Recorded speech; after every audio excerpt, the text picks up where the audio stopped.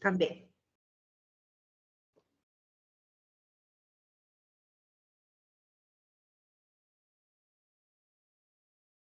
Já iniciamos.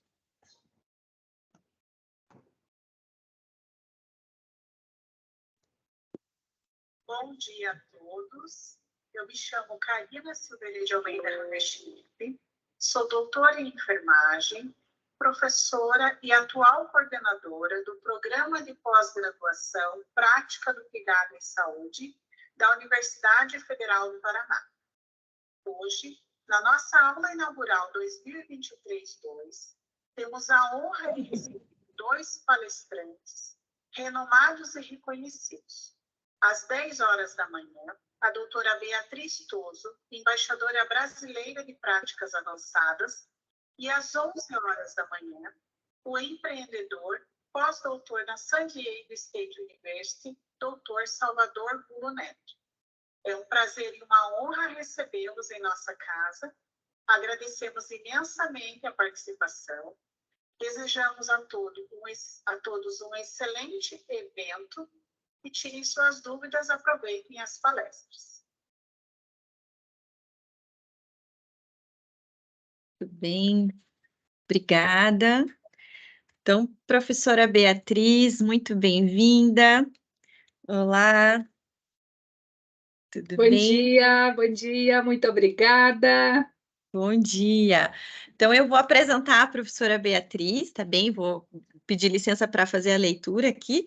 Professora Beatriz Rosana Gonçalves de Oliveira Toso, graduada em enfermagem e obstetrícia pela Universidade Federal do Rio Grande, em 1990, mestre em enfermagem fundamental pela Escola de Enfermagem de Ribeirão Preto, da USP, especialista em saúde pública pela Universidade Estadual do Oeste do Paraná, doutora em ciências pelo Programa de Enfermagem e Saúde Pública da Escola de Enfermagem de Ribeirão Preto, da Universidade de São Paulo, pós-doutorado junto à Escola Nacional de Saúde Pública da Fiocruz, professora associada da Universidade Estadual do Oeste do Paraná, campus Cascavel, Paraná, atuando junto ao programa de mestrado e doutorado em Biociências e Saúde e também curso de graduação em enfermagem na área de saúde da criança e do adolescente.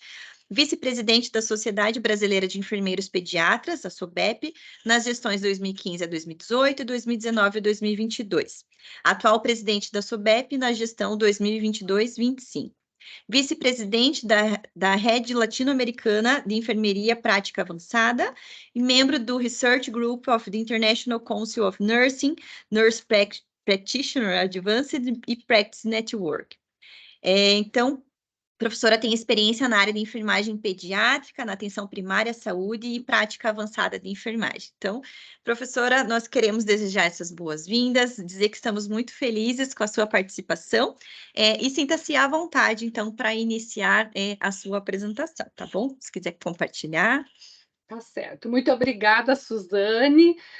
Antes ainda de compartilhar, eu quero dizer que estou muito feliz de estar aqui com vocês hoje. Gostaria de dar as boas-vindas aos enfermeiros que estão iniciando essa jornada da pós-graduação, dar parabéns a vocês, porque chegar até aqui é um privilégio. Eu espero que vocês se sintam assim, para estarem sentadinhas aí hoje nesse auditório. Alguns ficaram para trás, eu tenho certeza. Então, desejar a vocês aí um caminho feliz nesses 2 anos de pós-graduação, que vocês possam aproveitar muito esse período. Eu penso que depois da graduação, nosso melhor período novamente é o da pós-graduação. A gente sente saudade quando termina. Então, parabéns a vocês por estarem aqui hoje, né? Hoje é a aula inaugural de vocês. Eu sou, assim, uma pessoa extremamente feliz hoje por fazer parte desse momento e quero que vocês trilhem com muito sucesso esse caminho. Então, vou comentar, né, com vocês hoje essa trajetória da prática avançada de enfermagem de uma maneira leve e descontraída, e depois não vou usar todo o tempo de 1 hora para falar, porque eu quero conversar com vocês também, né? Quero ouvir vocês, quero saber o que vocês sabem sobre e dúvidas que vocês possam ter, e eu possa, então, ajudar com essas dúvidas nesse dia tão especial, né, em que vocês começam aí a trilhar essa jornada da pós-graduação.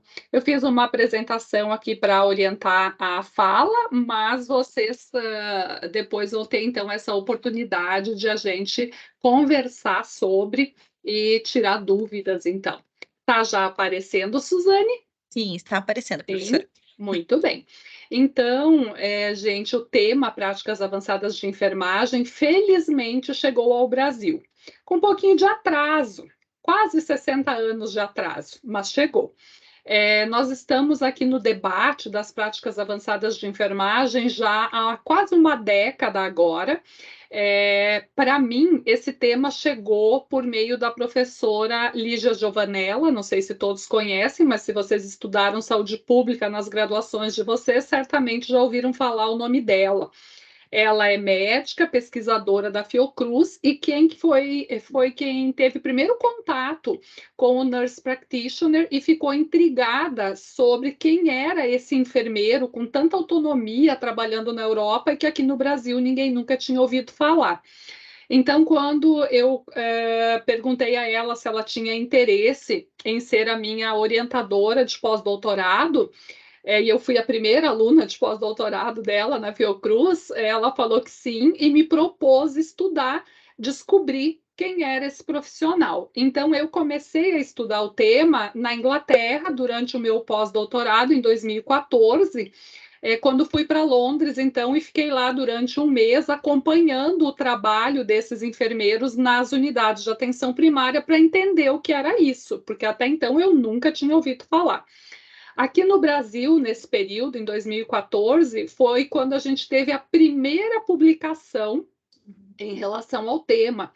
E a primeira publicação em que sentido? Não sei se vocês sabem, mas a coordenadora da área de recursos humanos da OPAS é uma enfermeira brasileira, a professora Silvia Cassiani, que é professora aposentada da USP Ribeirão Preto e que eu tive a felicidade de ter como professora na minha pós-graduação, toda ela realizada na USP Ribeirão Preto.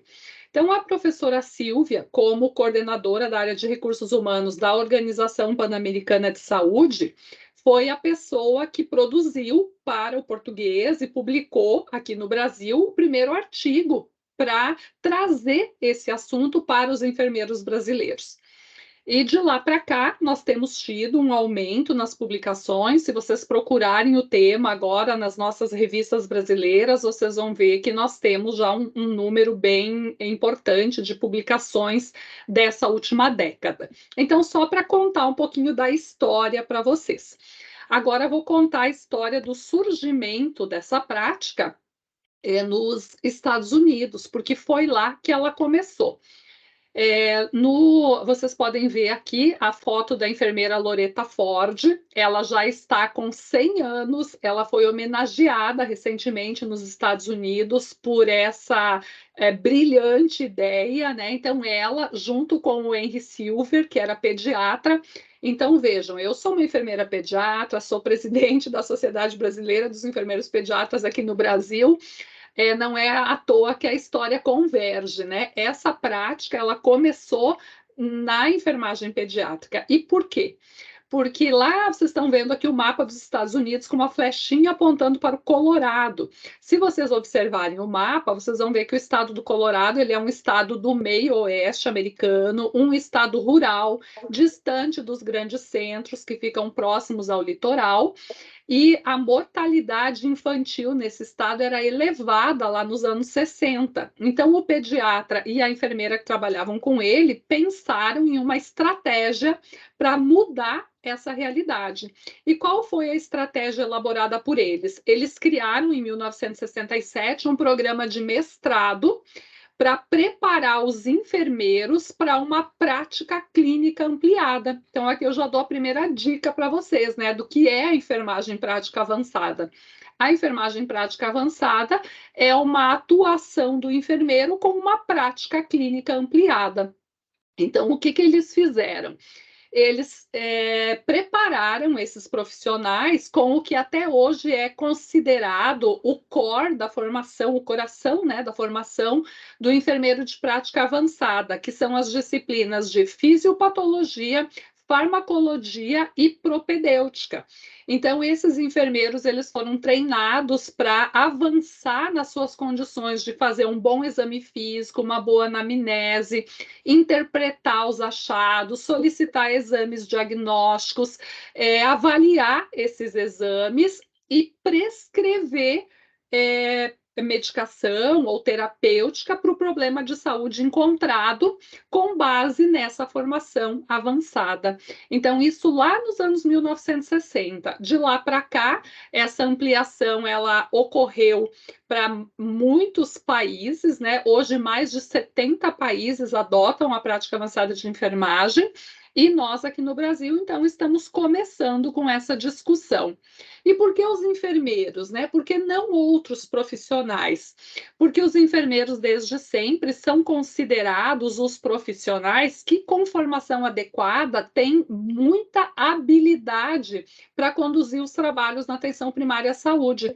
Basta ver aqui no Brasil que, desde a implantação da Estratégia Saúde da Família, nós temos artigos suficientes para mostrar que o trabalho do enfermeiro faz diferença no cuidado nas unidades de atenção primária.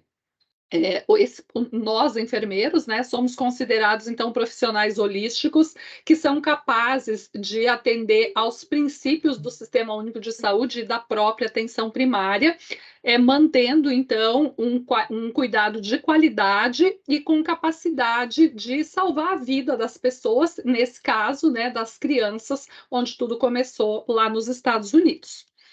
Então, o termo enfermagem prática avançada, ele é um termo mais abrangente, que cobre aí um número diferente de práticas profissionais da enfermagem, sendo as duas mais conhecidas e descritas na literatura, o Nurse Practitioner ou Advanced Nurse Practitioner e o Clinical Nurse Specialist.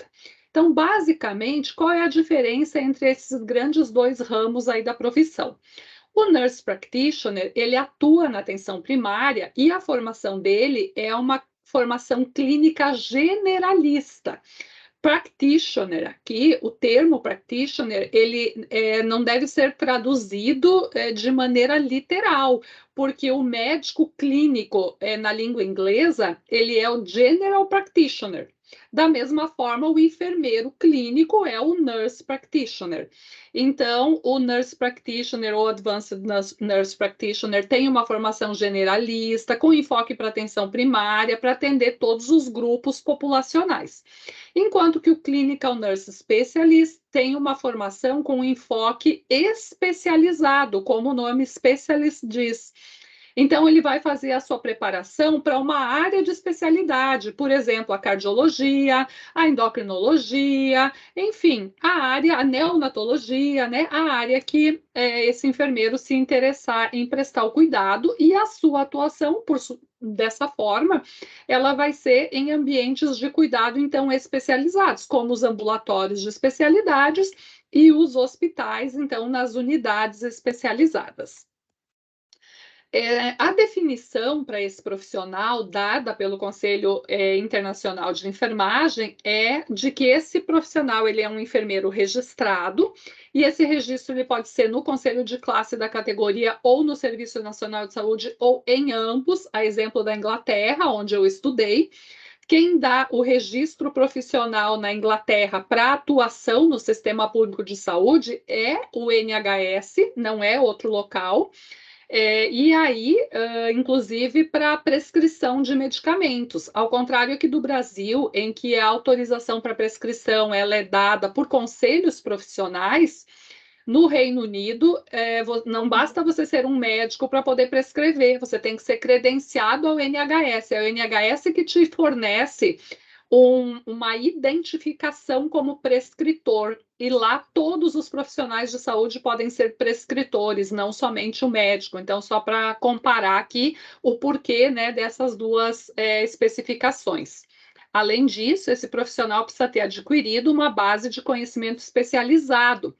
Aqui, esse conhecimento especializado diz respeito a uma expertise numa área. Então, se ele for o clínico generalista, ele vai estudar perfil epidemiológico das doenças da atenção primária para os grupos populacionais da atenção primária. e vai adquirir, então, as habilidades complexas para tomada de decisão e competência clínica, que é o que vão possibilitar essa prática clínica avançada. E as características vão ser definidas pelo contexto ou país onde o profissional está credenciado para esta prática, ou mesmo pelos estados, como eu vou mostrar para vocês em relação aos Estados Unidos, por exemplo, que atuam, então, de maneira diferente, de acordo com a legislação de cada estado. E a recomendação do ICN é que esse título só seja oferecido ao profissional a partir do mestrado, não menos do que isso, que é para garantir a qualificação profissional de quem vai atuar, então, com prática avançada. Tudo isso que eu estou contando para vocês está nesses 2 materiais que vocês estão vendo agora, os Guidelines para a Prática Avançada de Enfermagem de 2020, e os Guidelines on Prescriptive Authority for Nurses de 2021. Esses materiais eles estão disponíveis para download gratuitamente no site do ICN, e se vocês então tiverem interesse em saber mais sobre o assunto, vocês podem baixar os materiais e fazer a leitura. Entretanto, eu sugiro a vocês que façam a leitura do original em inglês, porque a tradução para o espanhol tem adaptação cultural, então não se aplica à realidade brasileira simplesmente por estar em espanhol e ser mais fácil de ler do que o inglês. Então, tomar cuidado com isso. Então, para ilustrar, né, quantos são e onde estão os enfermeiros de prática avançada atualmente? Então, eu vou mostrar 2 estudos para vocês. Esse aqui foi conduzido por Mayer e Aiken em 2016 e avaliou, então, 27 países onde a prática avançada é mencionada em algum setor. E aí, desses 27 países, então, onde a tarefa, o task shifting significa, né, que os enfermeiros, então, avançaram em tarefas que antes eram desempenhadas só por médicos, esse é o significado do termo. E aí elas dividiram, então, esses grupos por aqueles com uma prática completamente autônoma, aqueles mais ou menos autônomos e aqueles em que a autonomia era restrita. Então, 11 países demonstraram uma prática completamente autônoma para o enfermeiro, 16 com uma autonomia mais ou menos e 12 com uma autonomia, então, regulada, né? Não havia essa autonomia para a divisão de tarefas. Então, eu vou mostrar aqui no mapa para vocês, que acho que fica visualmente melhor de ver. Esses países que estão em vermelho são aqueles onde a prática é completamente autônoma. Então, vocês podem ver aqui os Estados Unidos, onde tudo começou, o Canadá, a Austrália, o Reino Unido, a Finlândia e Nova Zelândia, a Irlanda, né, que são países onde, então, há completa autonomia do enfermeiro para a prática avançada. Os que estão em amarelo são aqueles em que já há algum nível de prática, mas ainda uma prática que necessita, ou em alguns estados, ou em alguns setores, de concessão, né, da equipe médica para que ela seja desenvolvida. Então, aqui vocês têm o exemplo de Portugal, da Espanha, da Itália, e outros países, né, que tem um pouco, né, um determinado nível aí de prática avançada. Os que estão em cinza, como a França, a Turquia, a Alemanha, são aqueles, então, em que não há divisão de tarefas, essa prática ela ainda é tutelada. E o que eu quero chamar a atenção de vocês é para a gente, né? Que cor nós temos? Cor nenhuma, né? Porque aqui, infelizmente, a gente ainda não tem prática avançada de enfermagem na América Latina e no Caribe como um todo, né? E aqui o outro estudo, então, mostrando, né, essa divisão das tarefas também de 2016, mostrando um pouquinho diferente, né, como são esses clusters. Então, vocês podem ver que em azul todos os itens são atendidos. Quais são os itens, né? Prescrição, diagnóstico, a solicitação de exames, a gestão de caso do paciente, o tratamento, fazer referência, por exemplo, para o hospital, para outros profissionais, internar e cuidar desses pacientes no hospital, dar alta, atuar na liderança, na formação dos outros profissionais, na educação. Então, aí a gente tem, né? Vocês podem ver a prática clínica avançada e a educação, que é um componente importante. Então, está separado nesses dois clusters. Então, aqui vocês podem ver no primeiro grupo, né? Austrália, Canadá, a Irlanda, a Holanda, Nova Zelândia, o Reino Unido, os Estados Unidos, são aqueles em que tudo isso está presente. A mesma coisa na Finlândia, só que a prescrição é limitada, na Suécia a prescrição também é limitada e não tem atuação na educação. E aí vocês podem ver, né, os outros países como a Espanha, onde todos os outros itens acontecem, menos a prescrição, porque a Espanha também é conformada por comunidades autônomas. Então, alguns estados já o enfermeiro de prática avançada faz a prescrição, mas outros não. Então, aqui, como foi avaliado no conjunto do país, foi considerado que não. E aí vocês têm os outros exemplos, né?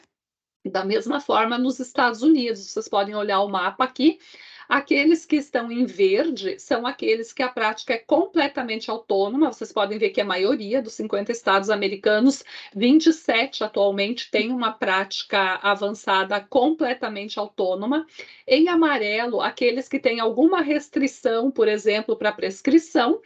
E em vermelho, aqueles em que a prática avançada ainda não acontece, né? Aqueles em que o grupo está avançando para instituir, mas que ainda não foi aplicado. Vocês sabem que os Estados Unidos, eles não são um país, na verdade, né? O nome já diz, eles são Estados Unidos da América, né?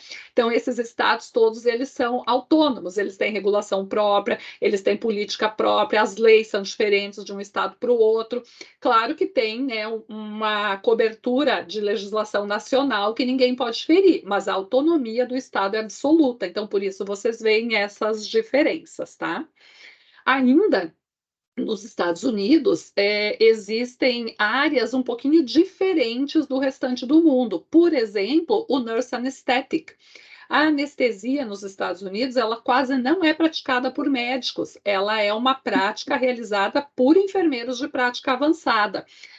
Além disso, você pode, depois de uma formação inicial, como, por exemplo, para atenção primária, o Family Nurse Practitioner, você pode buscar uma especialidade, além desta, para um nicho de atuação. Por exemplo, você é um Family Nurse Practitioner, mas você quer se especializar só no cuidado pediátrico. Então, você pode se tornar um Pediatric Family Nurse Practitioner e assim por diante.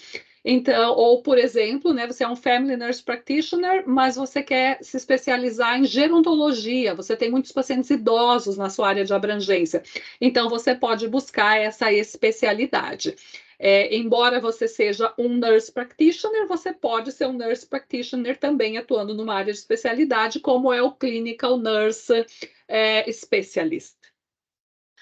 E também mostrar para vocês que nós temos o incentivo, né, da Organização Pan-Americana de Saúde, e desde 2018, então, foi publicado, né, esse material para estimular a expansão das funções de enfermagem na atenção primária aqui na região das Américas. A sugestão da Organização Pan-Americana de Saúde que aqui a gente adotasse o Nurse Practitioner, porque por meio da atenção primária a gente consegue oferecer o acesso e o trânsito do paciente na rede de cuidados de atenção.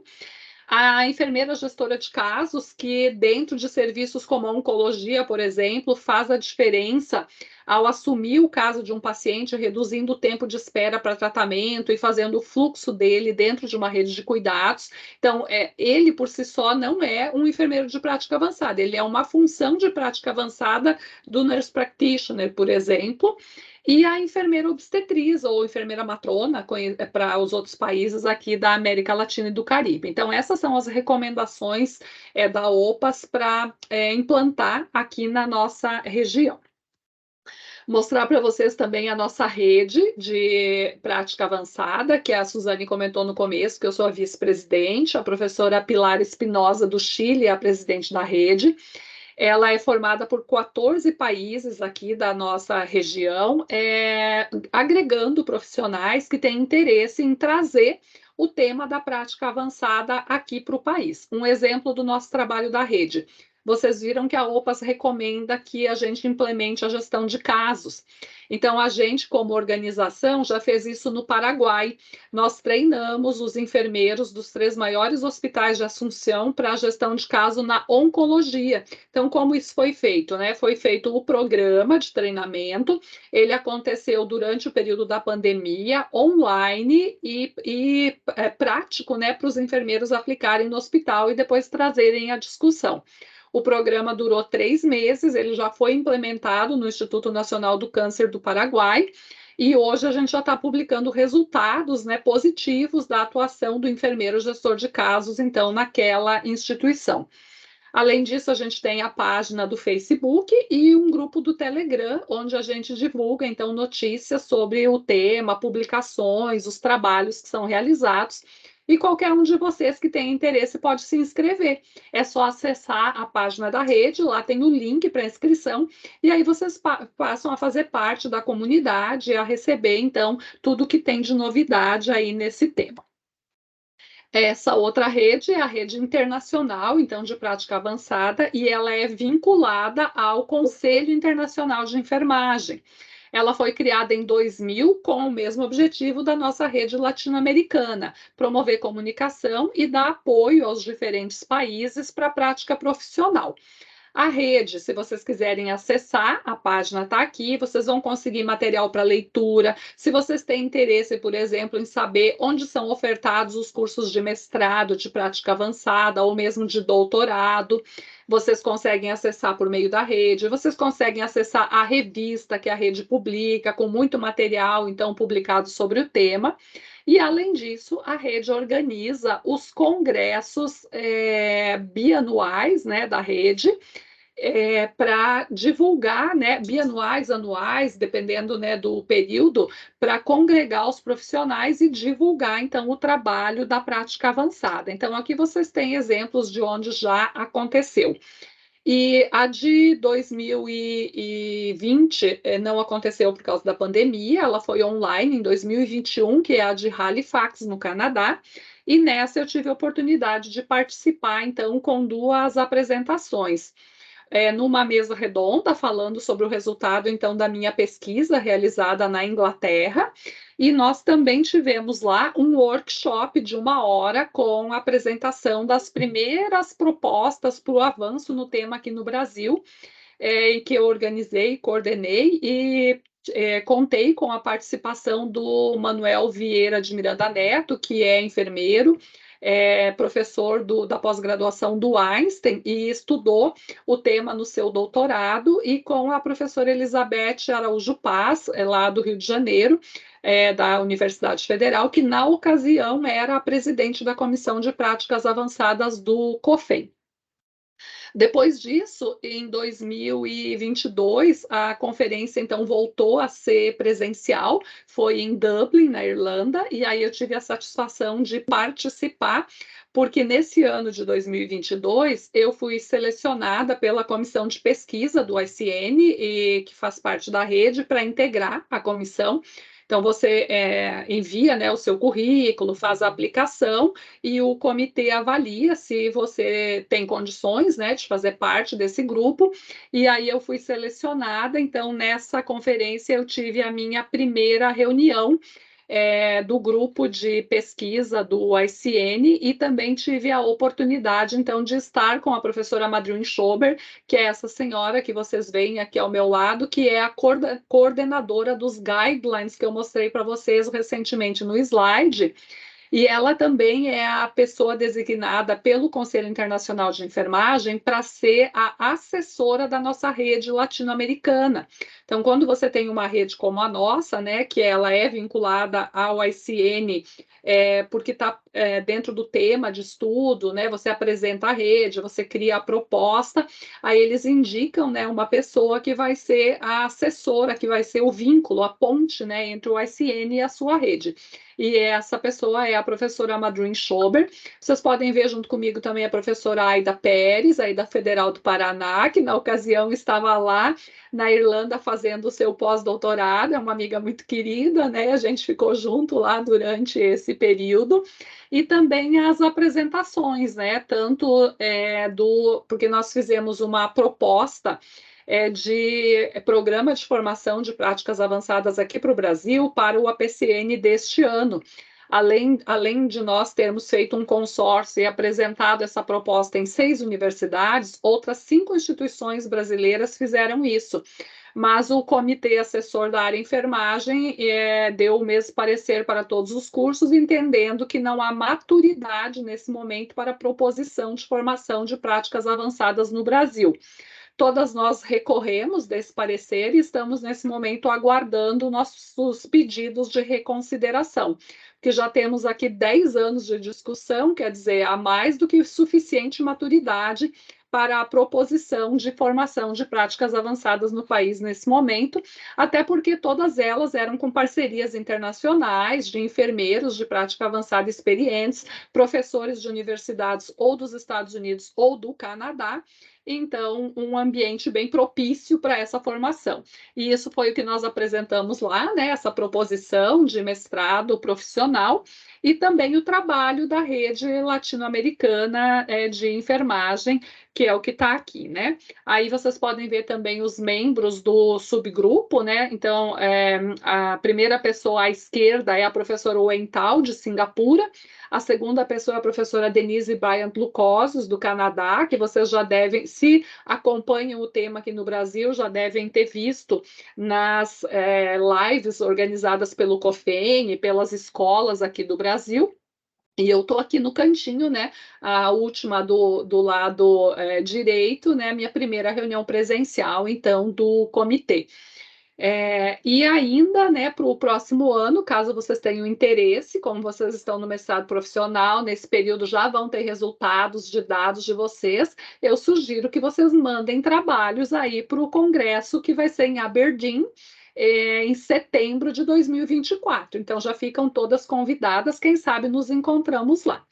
E aí, para já ir finalizando, né, acho que esse foi o motivo aí do meu convite, inclusive, né, esse ano eu recebi a comenda de embaixadora da Associação Americana de Práticas Avançadas durante o Congresso Nacional Americano, né, da Associação Americana, que foi em New Orleans no mês de junho.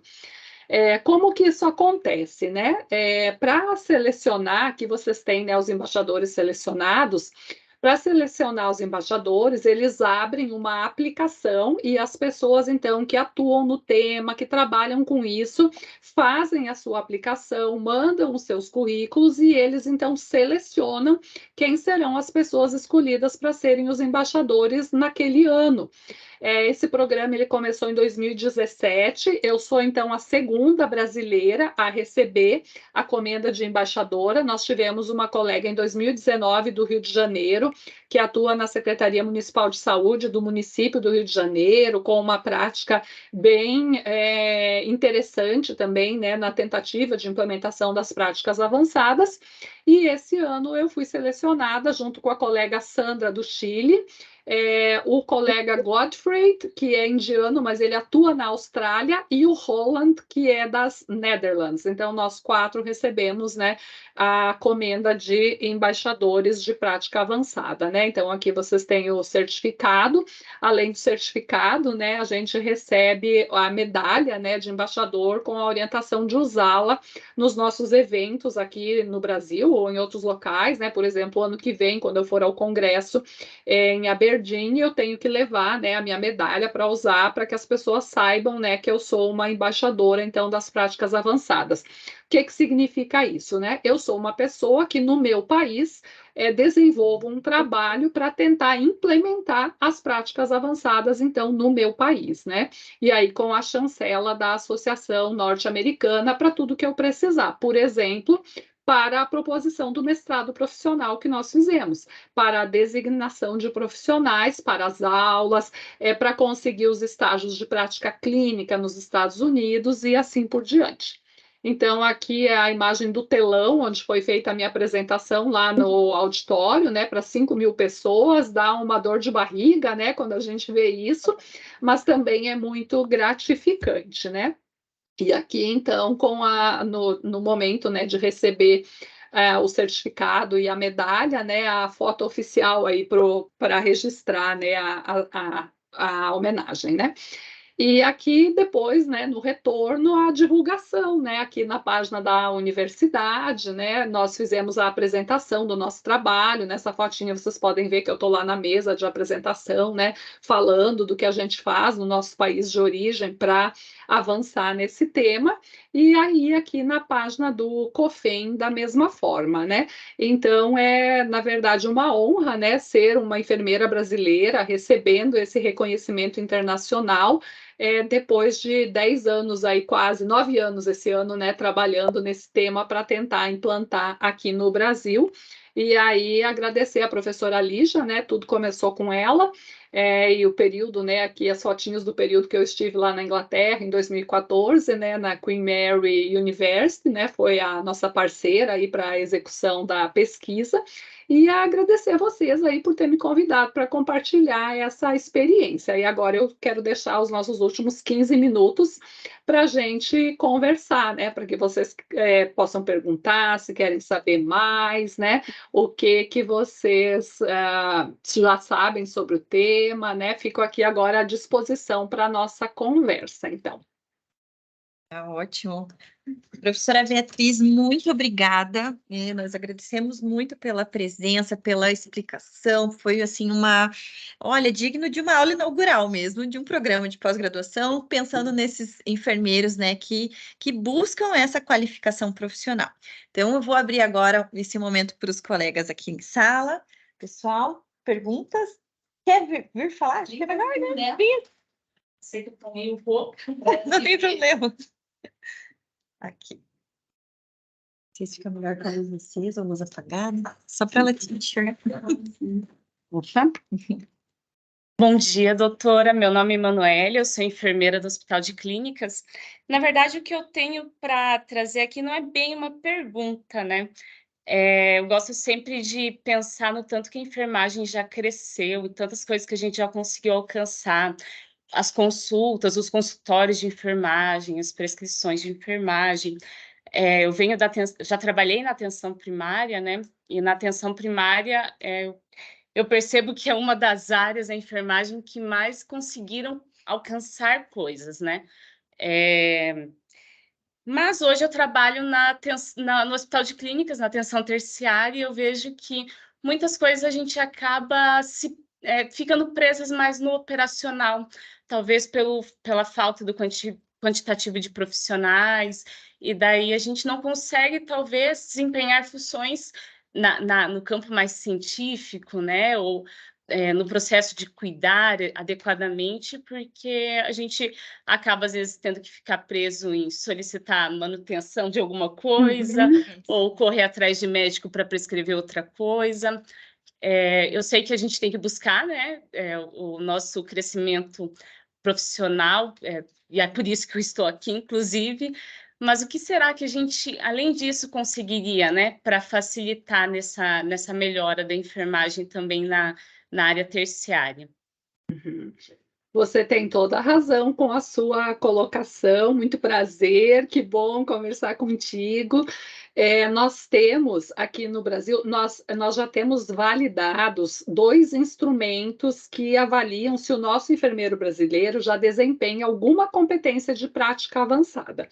Então, nós aplicamos esses instrumentos, e é isso mesmo que você está dizendo. O enfermeiro, ele fica amarrado nessas questões que elas não são nem gerenciais, né? Porque se fosse gerencial do seu fazer, você está coordenando a equipe, está fazendo a escala, está distribuindo o pessoal, está fazendo o gerenciamento do cuidado, faz parte da sua tarefa. Mas qualquer outro problema que exista na unidade, se não tem ninguém para resolver, para quem que sobra? Para o enfermeiro resolver. Justamente por conta dessa imagem de competência da profissão. Eu não sei se vocês sabem, mas nos Estados Unidos, sabe aquelas enquetes que são feitas de qual é o profissional que você mais confia? Nos Estados Unidos, já faz mais de 10 anos que o enfermeiro é o primeiro ou o segundo, alternando com o bombeiro, sempre. Os dois estão lá na primeira, no topo, né, para ver o reconhecimento que o profissional tem lá. Agora, essa é uma luta que ela não é individual, sabe? Essa questão que você coloca, por exemplo, para a gente trazer a prática avançada, é uma coisa que eu sempre defendo.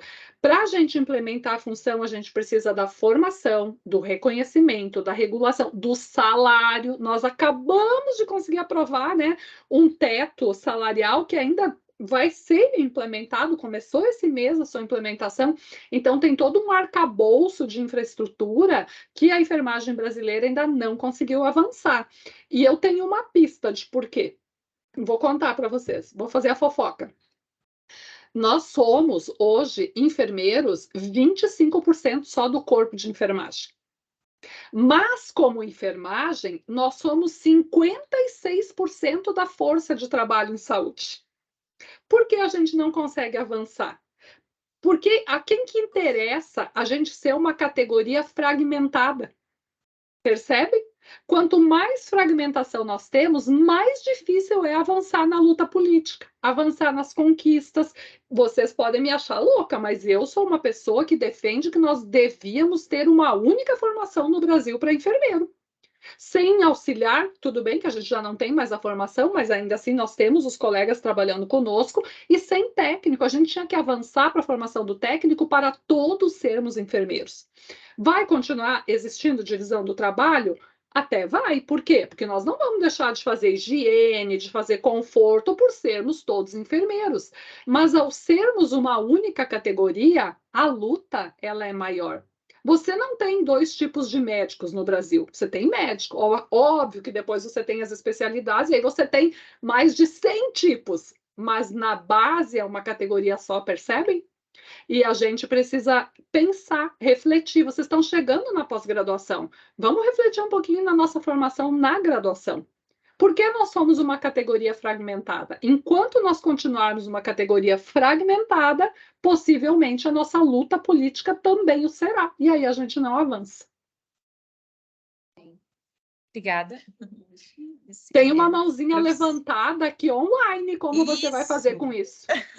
Isso mesmo, eu queria aproveitar, então, a professora Tatiane Herrera, é professora aqui do nosso programa. Fica à vontade, professora. Oi, Tatiane.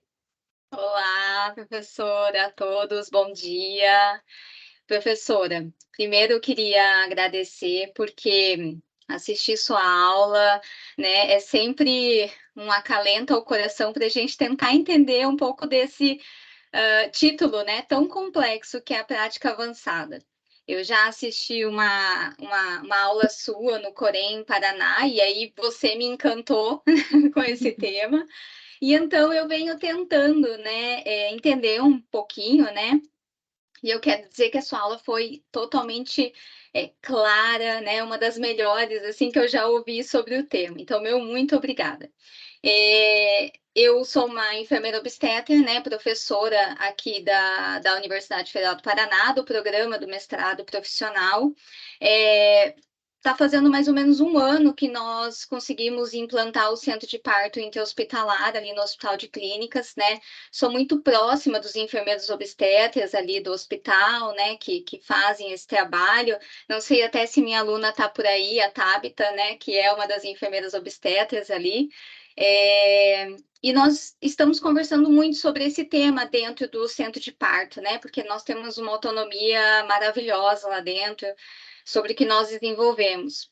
Mas, assim, eu ainda, claro, né, preciso estudar muito, né, para tentar entender, né, esses termos todos, mas eu queria só que você me esclarecesse um pouco em relação, assim, que me deixou ainda em dúvida, que eu vou precisar ler, claro, com os materiais que você apontou, agradeço por isso, mas sobre essa nossa inserção, né, se seria mais um enfermeiro especialista ou a prática avançada, porque eu vi que você comentou ali na OPAS, né, também que tem essa vertente aí para o enfermeiro obstetra, eu queria entender um pouquinho melhor sobre isso, né? Eu sei que o nosso tempo é curto, depois eu gostaria de entrar em contato com você, porque eu sei que nós temos muitas ferramentas aqui, nós temos um mestrado profissional, nós temos um campo de prática riquíssimo, que temos um forte vínculo com a academia, então acho que temos muitas coisas aí para construir algo bem interessante nesse ramo aí, né? Da prática avançada ou especialista, não sei muito bem.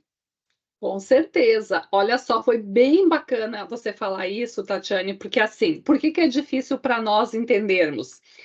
Porque tanto nos Estados Unidos quanto no Reino Unido, o obstetriz, ele não é enfermeiro. Ele é outra profissão. Se você falar lá nos Estados Unidos para uma obstetriz que ela é enfermeira, você vai levar um xingo. Você consegue entender isso? A mesma sim. coisa no Reino Unido. Então, assim, são profissões distintas. A midwife é uma profissão, a nurse é outra profissão. Aqui no Brasil é que nós temos a obstetrícia como uma especialização da enfermagem. Então, na nossa cabeça é difícil entender isso, né? Mas como assim? Mas aí a gente tem que fazer o quê? As adaptações culturais. Por isso que eu vou sempre no original, nos documentos. Eu nunca pego coisa traduzida de outras pessoas, porque às vezes a pessoa faz tradução literal e não se aplica para a gente. Então, vejam, no caso da enfermeira obstetra brasileira, tudo bem, a gente tem a graduação de enfermagem, mas vamos considerar que ela é obstetriz. Né? Vamos olhar para fora como ela é lá. Então, lá ela é uma nurse practitioner, se a gente fosse fazer a comparação, entendeu? Então, ela tem. Lá não é uma especialidade, ela é a própria profissional, entende? E daí ela é uma obstetriz com ênfase na clínica, né? Então, ela é uma practitioner, uma midwife practitioner. Então, é outra profissão, né? Mas, assim, o avanço clínico, ele é o mesmo, né? A midwife, no Reino Unido, a midwife é que é a responsável por todos os partos. Se você lembrar do nascimento, uma coisa que chega pra gente, que é famoso, nascimento dos filhos da princesa Kate. Todos foram feitos no hospital público com a midwife. O que o médico faz no Reino Unido para o parto e nascimento? Só faz a cirurgia do parto complicado. Ele não faz pré-natal, ele não faz segmento da gestante, ele não faz o cuidado do parto habitual. É a midwife, não é para o médico. Nenhum médico vai querer fazer isso lá, entende? Então é outra lógica, é outro ponto de vista, né? Outra formação. Aí a gente, sabendo disso, tem que trazer, né? Tem que aplicar aqui para a gente. Mas tem bastante material sobre isso. Não é o que eu estudo, tá, Tatiane? Mas tem muito material produzido sobre o trabalho da midwife. Eu posso te mostrar onde buscar para você implementar, né, no seu centro de parto. Por favor, te agradeço muito, professora. Muito obrigada, viu? Por nada. Temos 3 aqui minutinhos, 2 minutinhos agora, não sei como é que você quer fazer. Então, professora, por conta do horário, a gente tem um outro palestrante às 11 horas, mas temos uma mestranda ainda que gostaria de fazer uma pergunta e uma professora. Então, assim, se forem coisas bem sucintas também. Na verdade, já respondeu com a da professora Tatiane. Então, perfeito. A professora Lívia, então, gostaria de falar. Na sequência, a professora Márcia, bem sucinto para a gente não atrasar. Oi, professora, tudo bem? Tudo. Professora, eu tive o prazer já de estar com a senhora em alguma atividade no COFEM alguns anos atrás. De você. Viu? Agora estou aqui, eu era professora na UFMG e agora estou aqui na Federal do Paraná, que é a minha casa de formação, sabe? Olha só. Então, eu não tenho dúvidas de que a senhora é a nossa referência legítima no Brasil a respeito desse tema. E eu acho que quando a gente fala que não amadureceu, é porque a gente ainda tem muitos questionamentos, né?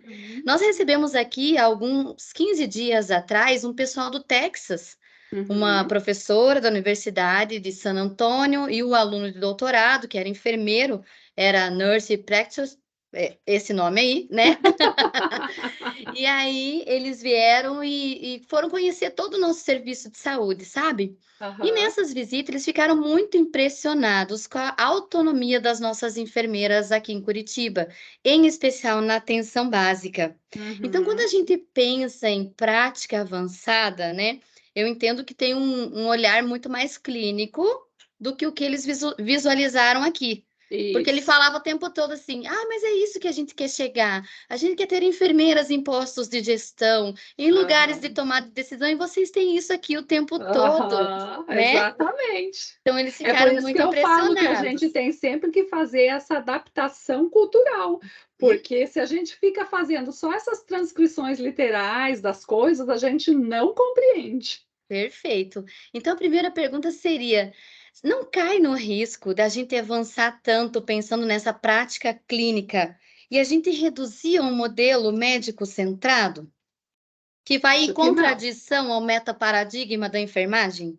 Não, acho que não. Por Não? que eu te digo que não? Do que eu estudo, que é a atenção primária, tá? Em relação ao Clinical Nurse Specialist, é exatamente a cópia do modelo médico. Porque o enfermeiro ele vai atuar de maneira clínica numa área de especialidade, igualzinho faz o médico. A minha mentora, por exemplo, na rede norte-americana, é uma professora que ela é uma clinical nurse specialist cardiologista. É igualzinho. Na atenção primária, não. Na atenção primária, o enfermeiro, justamente, ele precisa conservar todas as suas características, mas o que ele vai fazer? Ele vai ser resolutivo, para não falar muito tempo, vou pegar só um exemplo para te dar.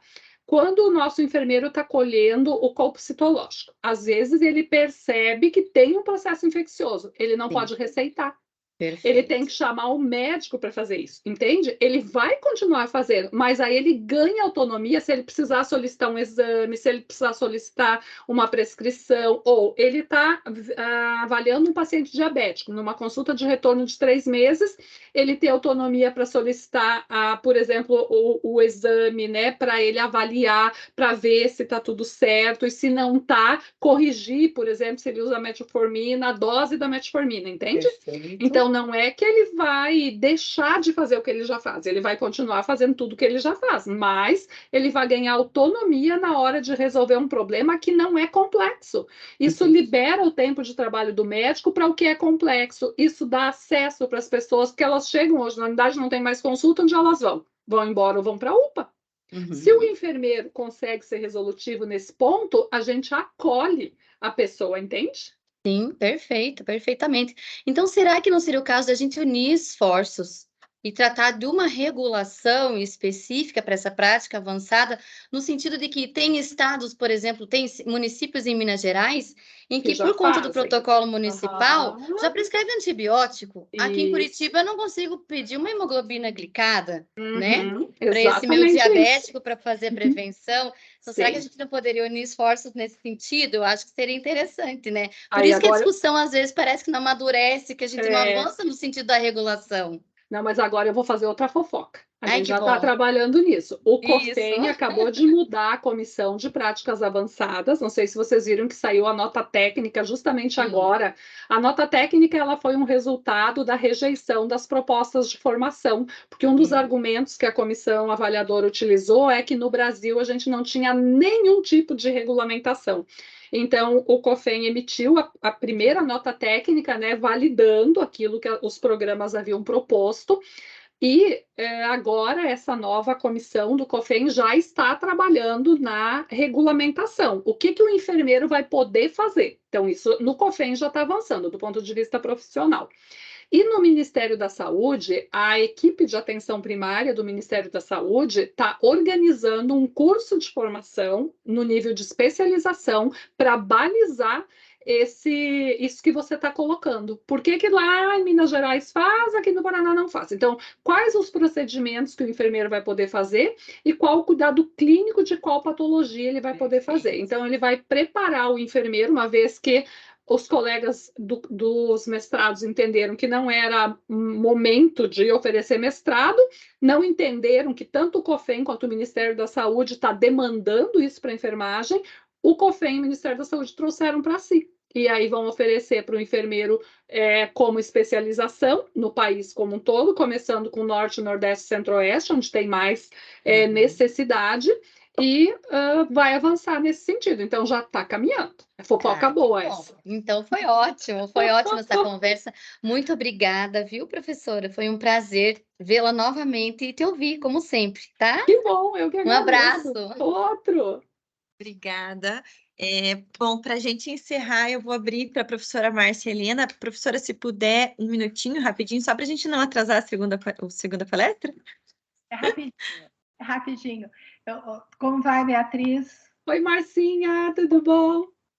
Eu entrei na sala para te dar um abraço virtual, para te agradecer de coração. Acho que você traz uma série de pontuações, de reflexões, e agradecer por tudo isso, que tenho certeza que caiu num terreno bem fértil, tudo que você nos traz, né?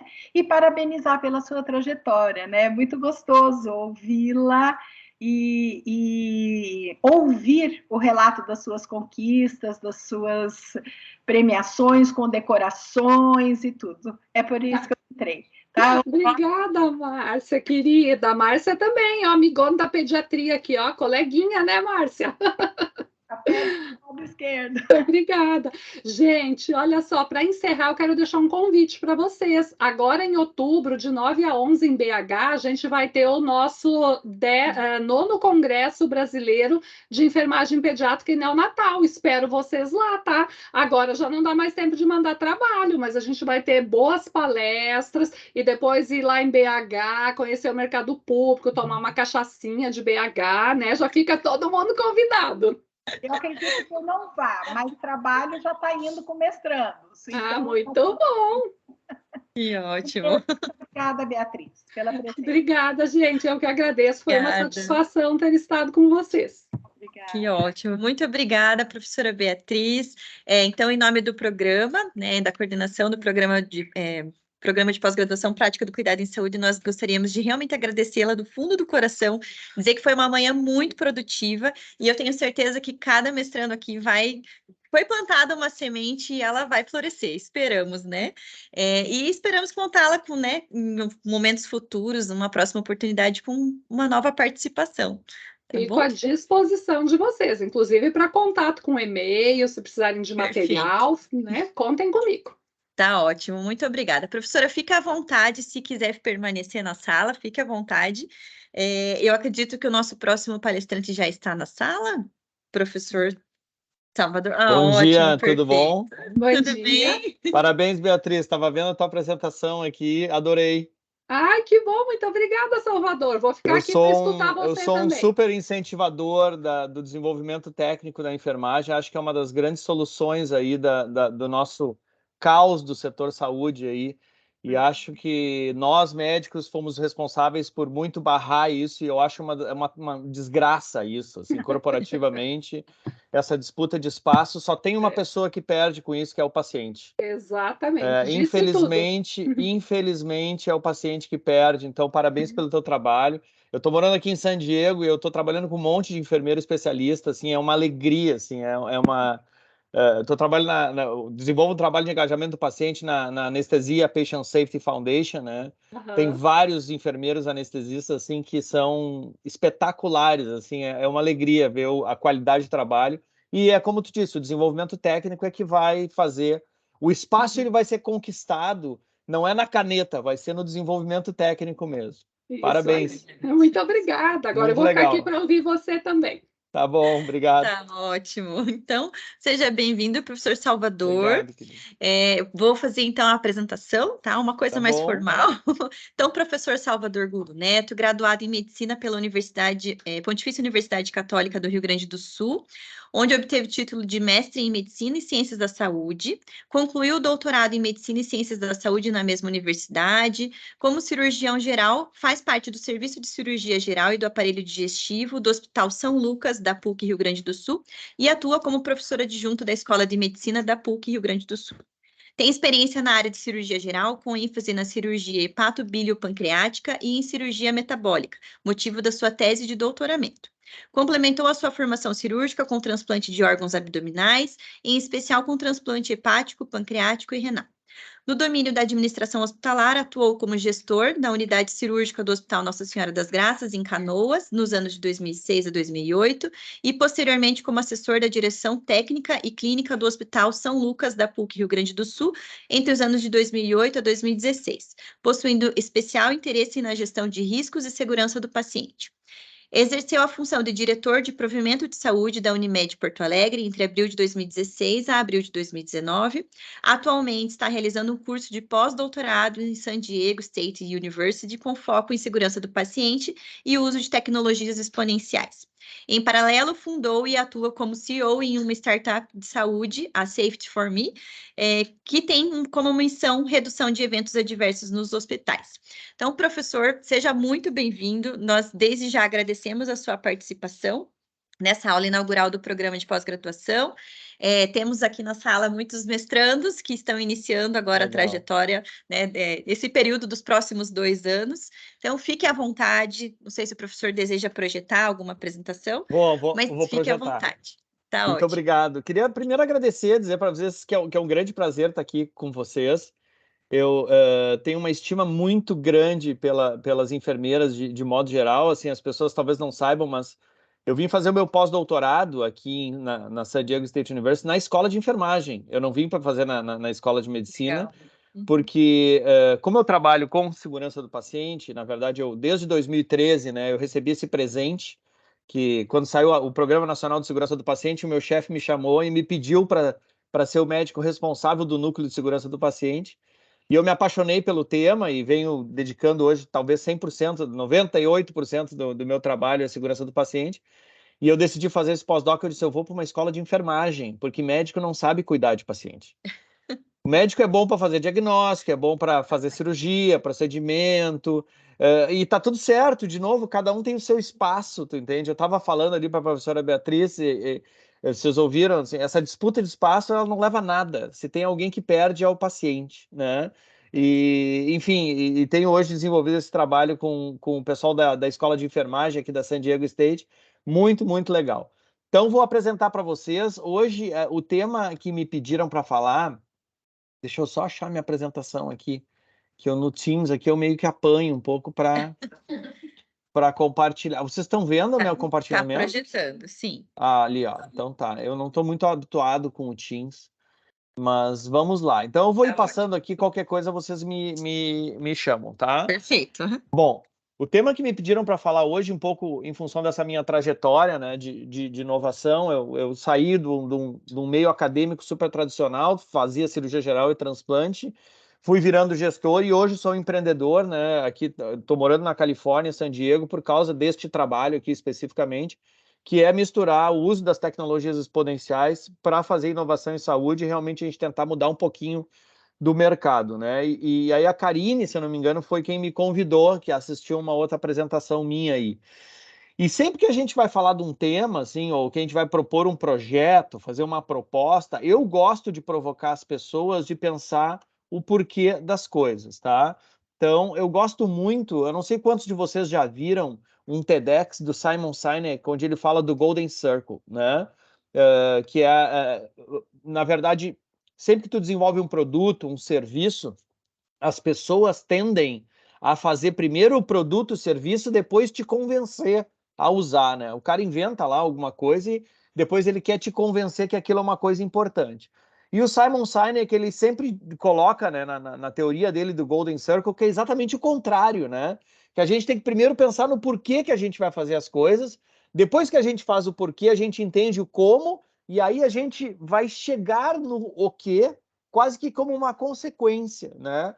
E se a gente aplicar isso para as histórias de grande sucesso e de grandes transformações em mercados, funciona muito bem essa teoria. Recomendo vocês um TEDx aí do Golden Circle do Simon Sinek, tá? E eu vou tentar usar isso aqui para a gente trabalhar inovação em saúde, né? Por que a gente tem que fazer inovação em saúde, né? Então a gente vai começar com o porquê primeiro. Primeiro, por quê? Porque nós estamos envelhecendo pra caramba. vocês se deram conta na mudança da nossa pirâmide etária nos últimos anos, né? A gente está vivendo muito mais, felizmente, né? Se a gente pegava aí na década de 30, na década de 40, quanto que era a expectativa de vida, né? E hoje nós estamos com uma expectativa de vida 70 e tantos anos, 78, 80 anos batendo, dependendo das regiões, né? Então estamos vivendo mais, né? E precisamos estar preparados para lidar com esse público mais idoso. Além disso, juntamente com o envelhecimento da população, vêm as doenças crônicas. Por quê? Porque o nosso corpo ele começa assim como um carro que a gente compra novo e aos poucos ele vai rodando, ele vai estragando peça, o nosso corpo funciona da mesma forma, né? Então a gente começa a ficar hipertenso, as artérias começam a endurecer, o pâncreas começa a falhar, a gente começa a ficar diabético, a gente diminui o metabolismo, começa a engordar. Então, assim, junto com a idade, a gente está vivendo mais, mas vem o pacote junto de doença crônica, não tem jeito. Por isso que talvez uma das grandes chaves é a gente envelhecer com saúde, né? A gente vai falar um pouquinho sobre isso mais para frente, né? Outro motivo para a gente inovar em saúde é o custo assistencial que a gente tem enfrentado hoje, tanto no SUS quanto na saúde suplementar brasileira, né?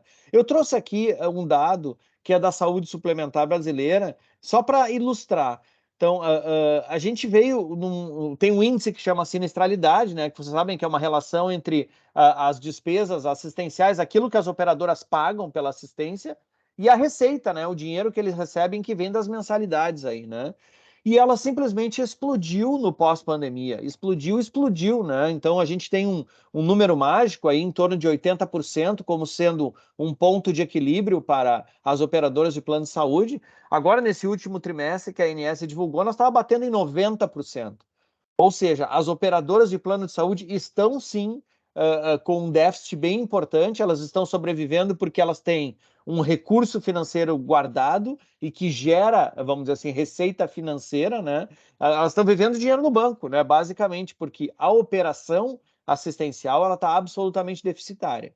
Se a gente comparar isso e fizer não é um comparativo, mas um paralelo com o Sistema Único de Saúde, a situação é exatamente a mesma, né? Cada vez a gente está incorporando mais tecnologia, as pessoas estão envelhecendo, as pessoas têm mais doença crônica e os custos, eles estão elevados. Então, o custo na saúde como um todo é um grande motivo para a gente poder precisar inovar em saúde, né? Segurança do paciente, aqui entre os enfermeiros, eu não preciso falar, né? Quando eu vou falar para médico, eu tenho que explicar para eles o que é segurança do paciente, porque esse conceito é uma coisa que a gente não aprende ainda, infelizmente, nas escolas de medicina. Agora que a gente começa a ver algumas escolas de medicina falando sobre isso. Eu até sou muito orgulhoso de contar para vocês que faz 2 anos que a gente implementou uma disciplina obrigatória de segurança do paciente na escola de medicina lá na PUC, né, no Rio Grande do Sul. Então isso me deixa bastante orgulhoso. Mas enfim, 200 mil pessoas morrem por ano nos Estados Unidos de evento adverso, né? A estimativa da Patient Safety Movement é de que aproximadamente 3 milhões morrem no mundo todo por falha de processo assistencial. E nos Estados Unidos, os eventos adversos são hoje a 3ª causa de morte. Eles perdem para câncer e para doença cardíaca. No Brasil, gente, a gente tem uma estimativa, a estimativa que a gente tem melhor aí que eu conheço, inclusive, se vocês conhecerem outra, por gentileza, me passem. Eu estou sempre procurando estimativas melhores, mas é do 2º anuário da Segurança Assistencial Hospitalar do Brasil de 2018, que utilizou a plataforma do DRG para extrair os dados, né? E a estimativa deles é de que 235 mil pacientes morrem por falha em ambiente hospitalar. Eu peguei esse gráfico da direita aqui do DataSUS, só para ver a mortalidade no Brasil reportada no ano de 2019, antes da pandemia, só para a gente não ter nenhuma confusão, né, por causa do Covid. Então, olha lá, doença do aparelho circulatório, primeiro lugar, que nem nos Estados Unidos, nós estamos com 364 mil óbitos. Segundo lugar, neoplasias, né, os tumores, o câncer, que nem nos Estados Unidos, 235 mil óbitos. Opa! 235 mil, eu acho que eu já vi esse número aqui em outro lugar, ó. Então, no Brasil, talvez os eventos adversos não sejam a 3ª causa de morte, mas talvez sejam a 2ª causa de morte. Então, é um motivo muito grande para a gente pensar em inovação. E, além disso, para quem não sabe, evento adverso custa muito caro, mas muito caro, gurias. Esse gráfico que vocês estão vendo, essa tabela aqui, ela representa um valor que foi pago pelas operadoras de plano de saúde aos hospitais pela assistência, com dados da ANS, né? Lembrem, isso aqui é só saúde suplementar, que é somente 1/4 da saúde no Brasil. 75% é SUS e 25% é saúde suplementar, os convênios, né? Então, olha só a saúde suplementar no Brasil no ano de 2016, as operadoras pagaram pela assistência nos hospitais 47 bilhões de reais. E os custos atribuíveis à insegurança assistencial foi de 15 bilhões. E os preveníveis foram de quase 11 bilhões.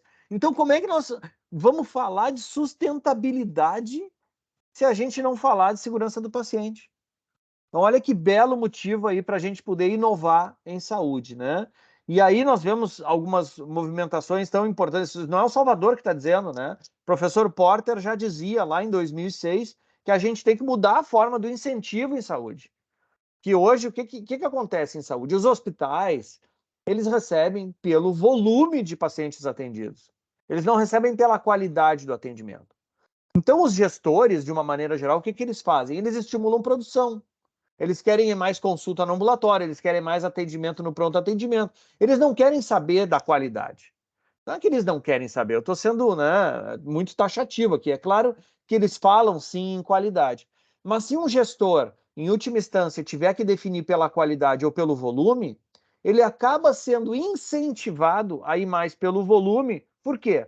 Porque mais volume representa mais receita. E a gente sabe que quanto mais volume, se a gente não olhar a questão da qualidade, a gente vai ter mais evento adverso. A gente precisa fazer uma transição e sair do fee-for-service para o fee-for-value. Isso aqui é um outro grande motivo para a gente trabalhar inovação. E outro modelo que eu acho extremamente importante, também foi citado bastante, é a questão da atenção primária, e eu vejo hoje o modelo de atenção primária crescer no Brasil, finalmente, né, depois de muitos anos de trabalho, e aí um papel extremamente importante, né, do enfermeiro se posicionar, principalmente na atenção primária, é a gente mudar esse sistema hospitalista que o Brasil vive, né, que a gente importou dos Estados Unidos, onde a gente tem qualquer unha encravada vai para o hospital, né? E aí realmente não tem como tu pagar essa conta, né? Esse modelo flexneriano aí que a gente realmente vai ter que virar. E já existe toda uma movimentação, inclusive uma organização a nível de ministério, para que isso aconteça, mas é uma transição meia longa. Enfim, vocês viram a quantidade de motivos que eu trouxe até agora para a gente fazer inovação em saúde. Eu trouxe só o nosso porquê. Eu estou lá no nosso Golden Circle ainda falando do nosso porquê. Eu estou dando razões para vocês para a gente mudar. E assim, eu trouxe somente algumas aqui que são as mais, vamos dizer assim, escrachadas, assim, são as mais fáceis da gente identificar. Eu tenho certeza que se nós sentássemos com esse grupo de alunos aí, a gente ficasse debatendo mais motivos, a gente podia fazer uma lista interminável aqui de motivos para a gente inovar em saúde. Muito bem. Nós vimos vários motivos, vários porquês a gente tem que mudar e inovar em saúde. Agora nós vamos olhar o como. Como que a gente pode inovar em saúde? E aí, eu não sei o quanto vocês estão atentas a isso, mas a gente está vivendo um período muito maluco da humanidade, gente. Nós estamos vivendo o que os historiadores chamam de quarta revolução industrial. A nossa vida mudou completamente nos últimos anos. Eu sou do tempo, eu saía de casa, e quem é mais antigo aqui que está nos assistindo, nós saímos de casa, assim, de plantão, no máximo a gente tinha um bip. Eu fiz muito plantão com o meu bip, que a gente chamava de bipossauro, né?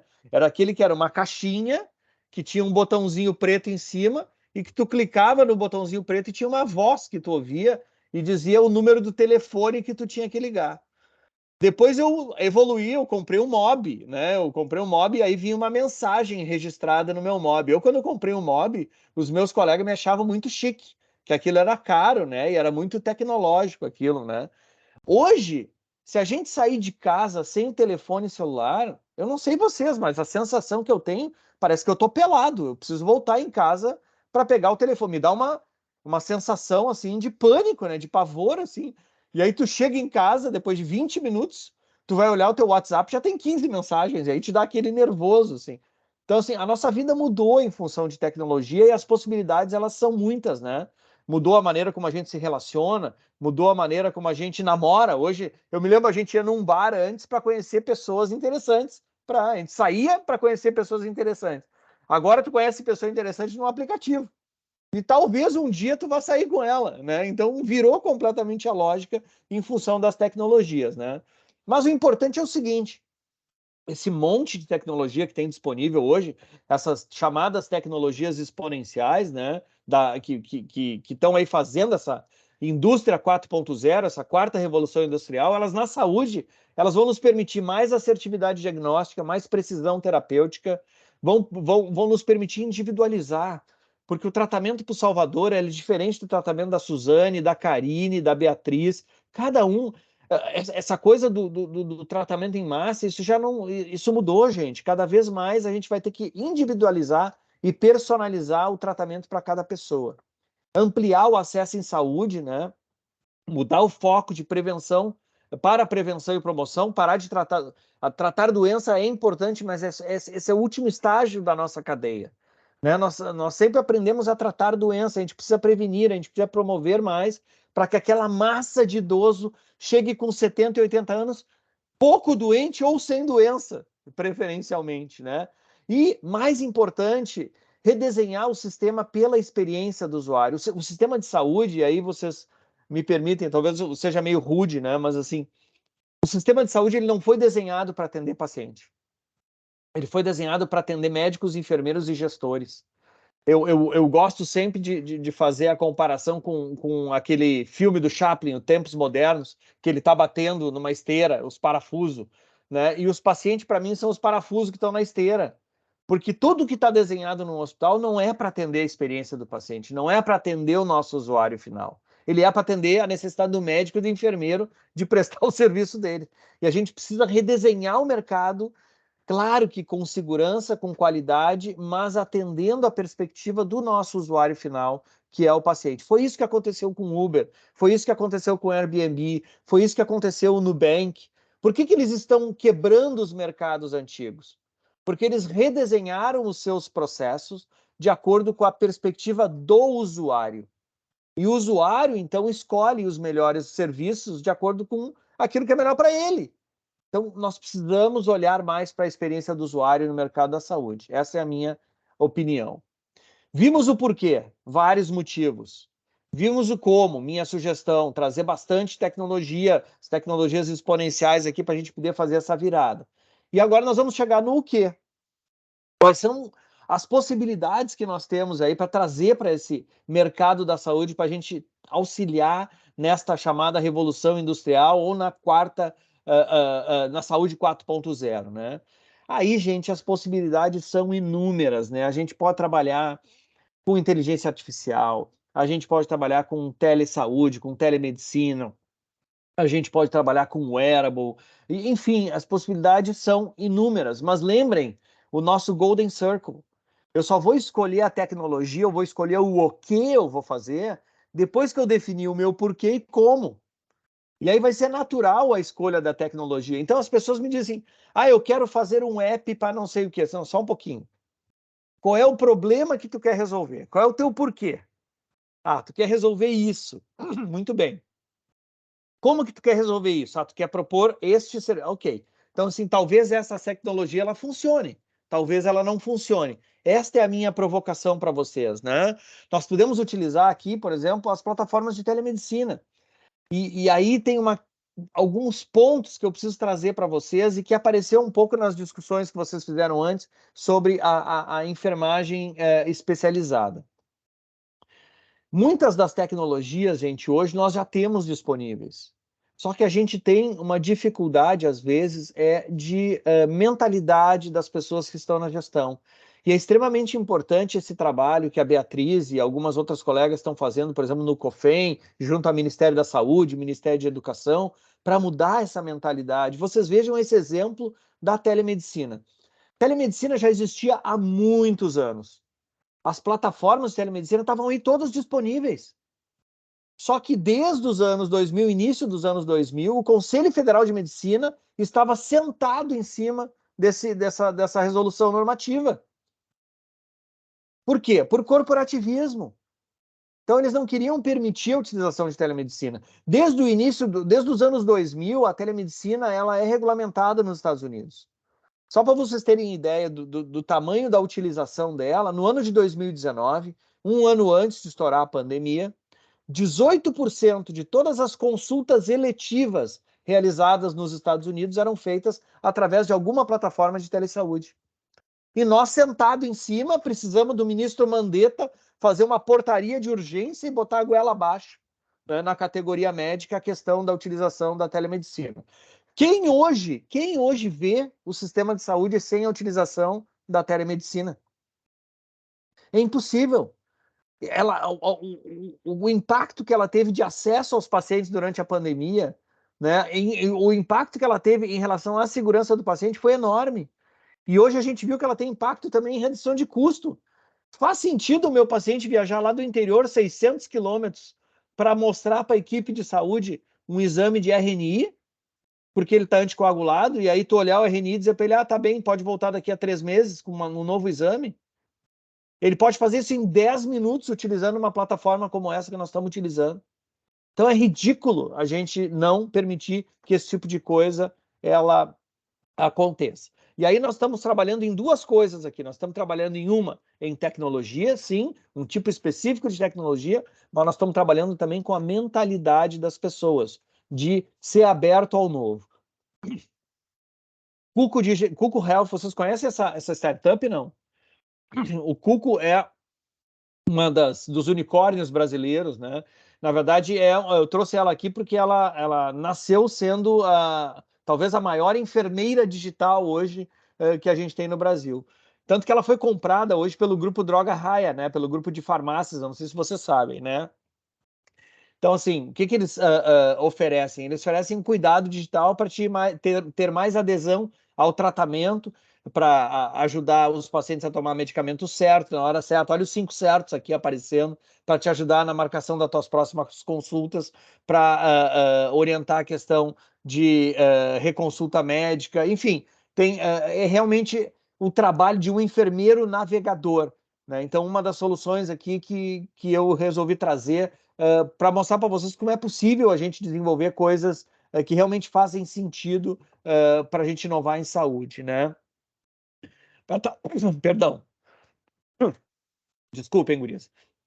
Para trabalhar com paciente diabético, eu fiz uma lista porque a quantidade de startup que tem hoje trabalhando especificamente com controle de diabetes é uma coisa maluca, né? Então aqui são só as, vamos dizer assim, top 15 startups que eu encontrei aqui no mercado americano para fazer um melhor controle e monitoramento do paciente com diabetes, tá? Orange, Biomed, DiabetesWise, Diatec Diabetes. E a minha ideia, eu vou compartilhar isso aqui com vocês, esse material, e fica todas essas referências aqui para que vocês possam, enfim, depois clicar, elas têm links aqui, para que vocês possam clicar nas páginas dessas empresas e se inspirarem, né? Eventualmente, alguém de vocês que está trabalhando especificamente com linha de cuidado em diabetes pode ter alguns insights bem interessantes, né? Porque não é simplesmente olhar e dizer, tem essa tecnologia, isso aqui vale para o mundo todo, né? Também foi bem comentado na palestra anterior pela professora Beatriz que tu tem sempre que fazer uma adaptação, né? Uma tropicalização, uma customização para atender as questões culturais e as possibilidades dentro do nosso sistema de saúde, né? Em relação à cardiologia também, existem uma série de startups, e eu puxei essas em especial, gente, pelo seguinte, né? Lembrando lá as nossas primeiras causas de morte, né? A primeira causa de mortalidade é cardiovascular. Cardiovascular diretamente cardiológico, né? E aí eu tenho uma lista aqui para vocês, a diabetes que eu trouxe antes, porque na verdade as pessoas acabam morrendo de complicações do diabetes, né? Não do diabetes propriamente dito, mas das complicações agudas e crônicas relacionadas a isso, né?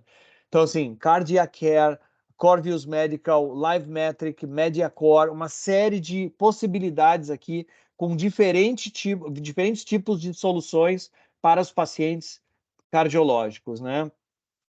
Para o câncer, eu não me canso de falar, né? Tem Tem duas grandes startups aí que trabalham com câncer no Brasil hoje, né? Uma delas é a We Cancer, né? Um pessoal que é, se eu não me engano, do Rio de Janeiro, né? E a outra que eu gosto de mostrar sempre, que é a Tume, né? A Tume hoje é uma plataforma que auxilia toda a equipe assistencial a monitorar o paciente com câncer em tempo real, né? Essa plataforma foi desenvolvida pela minha colega de turma, por isso que eu gosto tanto de mostrar, é a Alessandra Morelli. A Alessandra, ela é oncologista de formação, e ela também esteve aqui no Vale do Silício em 2017, se enlouqueceu com as possibilidades de inovar e construiu essa plataforma, e é um sucesso. Hoje essa plataforma está entrando no grupo Oncoclínicas, em várias clínicas menores de infusão em oncologia, e realmente faz a diferença para o paciente oncológico, que precisa ali em tempo real discutir as coisas dele, né? Ter uma equipe à disposição para poder fazer essa coordenação do cuidado dele, para discutir como ele está se sentindo ou não, enfim, mais uma solução para vocês olharem, né? E aí, gente, a gente começa a partir para coisas mais malucas, assim, com um nível de tecnologia bem mais avançado. Vocês já ouviram falar da Neuralink? Não. A Neuralink é uma startup que é financiada pelo grupo de empresas do Elon Musk, que é o mesmo aí da SpaceX, né? O mesmo da Tesla, né? E a ideia dele é a seguinte, que a gente pode implantar esse microchip no cérebro de pacientes que têm doença neurológica grave para restaurar memória, para tratar Alzheimer, para tratar algum tipo de esclerose, enfim, doenças degenerativas neurológicas. E o mais maluco disso aqui é o seguinte, isso aqui não é ficção científica, tá? Eles receberam recentemente um grant e uma aprovação do FDA para poder fazer o início dos testes em humanos.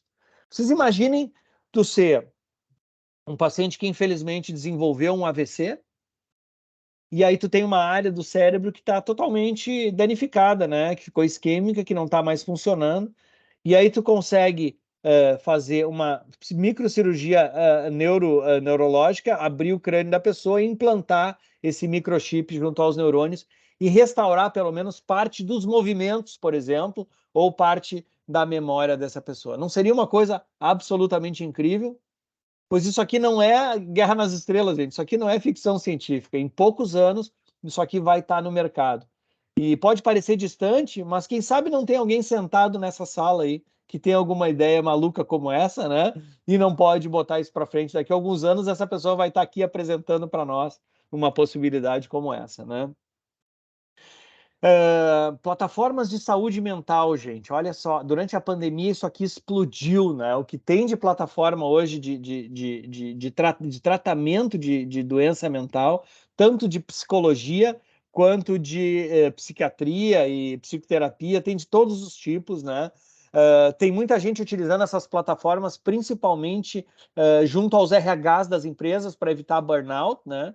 E aqui eu deixo o meu mais profundo reconhecimento ao trabalho das psicólogas, que são parte do nosso time multidisciplinar e que saíram na frente, se deram conta e saíram na frente, foram as primeiras a regulamentar a utilização da telesaúde para fazer tratamento psicológico, né? E elas desenvolveram uma série de produtos, né? E estão aí hoje muito bem no mercado, reposicionaram, reinventaram a psicologia com o uso de uma tecnologia, né? A telesaúde. Então vocês veem que elas definiram o porquê delas. O porquê delas era, nós tínhamos muitas pessoas que estavam sofrendo de doença mental, de burnout, e que precisavam, como? Através de psicoterapia, que pode ser feita em qualquer lugar, e para isso elas escolheram o quê? Plataformas de telemedicina. E trabalharam toda essa cadeia produtiva, e hoje elas têm várias ferramentas disponíveis no mercado aí. De novo, um grande exemplo para que a gente possa se inspirar. Outros tipos de tecnologias que estão entrando aí, que eu acho que tem tudo a ver com a enfermagem também, né? Então, assim, trabalhar com robótica. Hoje a gente tem uma série de robôs no mercado. Essa empresa aqui é de um outro colega meu, que é o Luciano Eifler, a ConceptMed. Eles é que introduziram os robôs no mercado. E existem várias utilizações dos robôs, né? Então, assim, eles utilizam, por exemplo, para fazer teleconsultoria em UTIs. Durante a pandemia do Covid, a utilização dos robôs foi muito importante, né? Porque tu não podia ficar acessando o quarto dos pacientes que estavam contaminados, e aí o robô entrava. Inclusive, muitos pacientes, antes de serem entubados, falaram pela última vez com a sua família através de robôs. Olha que impactante isso, né? E hoje a gente pode utilizar, por exemplo, para fazer rounds, né? Então, tem várias UTIs hoje distantes, né, no interior do Brasil, que não tem médico intensivista, eles têm um médico com formação, enfim, eles são especialistas, elas são cardiologistas, são internistas, mas eles cuidam da UTI porque não tem intensivista na cidade, e eles conseguem fazer o round com um intensivista no outro lado do robô. Olha que interessante, né? Serve para fazer visitas aos hospitais. Olha só que interessante, para poder visitar os pacientes remotamente sem precisar ir, né? Tu tem um robô no hospital A, B ou C, e esse robô visita os pacientes e tu consegue examinar os teus pacientes através desta plataforma de robótica de dentro da tua casa, assim como eu tô, por exemplo. Ou então, tu fazer um cuidado de enfermagem à distância para fazer monitoramento de população idosa, por exemplo, em residenciais geriátricos. Olha que interessante, nessa foto da direita aqui tu tem uma senhora que está sendo cuidada através de um robô, né? Claro que tu vai precisar de gente lá também, mas tu consegue maximizar, né, o número de pessoas, porque tu tem o apoio de uma plataforma de robô para sendo utilizada. Enfim, de novo, eu estou trazendo aqui algumas sugestões, certamente vocês teriam outras sugestões que já devem estar aparecendo na cabeça de vocês aí. Contar um pouquinho do que eu estou fazendo, né? Eu trabalho com uma plataforma de segurança do paciente para pacientes, né? Todo mundo fala que engajar o paciente no seu autocuidado ele é importante. Esse ano, a campanha da Organização Mundial da Saúde a respeito da segurança do paciente é elevar a voz dos pacientes, né? Engajar os pacientes e seus familiares pela segurança do paciente. E a gente vem trabalhando com isso há quase 5 anos já, né? A nossa missão como empresa na Safety for Me é ouvir os pacientes para transformar o cuidado. Como eu disse para vocês, eu acredito que nós vamos redesenhar o setor saúde quando a gente realmente ouvir os pacientes e entender o que é importante para este usuário final. E essa é a nossa proposta dentro da Safety for Me. O que a gente faz, então? A gente tem uma plataforma que os pacientes acessam quando eles estão internados. A gente consegue enviar links para eles, seja pelo WhatsApp ou seja através de QR Code, e o paciente está lá internado e ele recebe da gente um link onde ele acessa a nossa plataforma. Não precisa fazer download do aplicativo, o aplicativo ele já abre automaticamente no browser do telefone do paciente. Lá o paciente vai receber 3 pilares. O primeiro deles é educação. A gente tem vários vídeos gravados e a gente tem vários podcasts gravados ensinando para o paciente o que ele pode fazer para nos ajudar a evitar os eventos adversos. E aqui é numa linguagem extremamente construtiva, cultura de segurança do paciente, gente, cultura justa. Mostrar para o paciente de que nós não somos super-heróis e que a gente precisa de ajuda para não falhar. E é importante que eles possam nos ajudar também.